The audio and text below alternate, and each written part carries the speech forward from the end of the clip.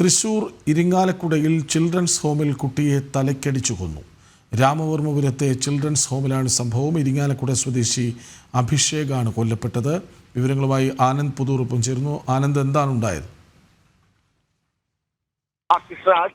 ഈ രണ്ട് കുട്ടികളും തമ്മിൽ, അതായത് ഈ മരണപ്പെട്ട ഇരിങ്ങാലക്കുട സ്വദേശിയായിട്ടുള്ള അഭിഷേകും അതുപോലെ തന്നെ ആ ചിൽഡ്രൻസ് ഹോമിലെ അന്തേവാസിയും തമ്മിൽ കഴിഞ്ഞ ദിവസം തന്നെ, ഇന്നലെ രാത്രി തന്നെ തർക്കമുണ്ടായിരുന്നു. ഈ തർക്കത്തെ തുടർന്ന് ഇന്ന് വീണ്ടും രാവിലെ എഴുന്നേറ്റതിനു ശേഷവും ഇവർ രണ്ടുപേരും തമ്മിൽ തർക്കത്തിലേർപ്പെടുകയും തുടർന്ന് ഈ 17 വയസ്സുള്ള അന്തേവാസി ഈ മരിച്ച അഭിഷേകിനെ തലക്കടിച്ച് കൊല്ലുകയായിരുന്നു എന്നാണ് നമുക്ക് പ്രാഥമികമായി ലഭിക്കുന്ന സൂചന. ചുറ്റിക കൊണ്ടാണെന്നും അതല്ല പലക കൊണ്ടാണെന്നുമുള്ള രണ്ട് സാധ്യതകൾ ഉണ്ട്. പക്ഷെ അതെല്ലാം പോലീസ് എന്തായാലും സ്ഥിരീകരിക്കേണ്ടിയിരിക്കുന്നുണ്ട്. എന്തായാലും ഈ അഭിഷേകിനെ ഇതേ സമയം തന്നെ തൃശൂർ മെഡിക്കൽ കോളേജ് ആശുപത്രിയിൽ എത്തിച്ചെങ്കിലും പക്ഷേ ജീവൻ രക്ഷിക്കാനായില്ല.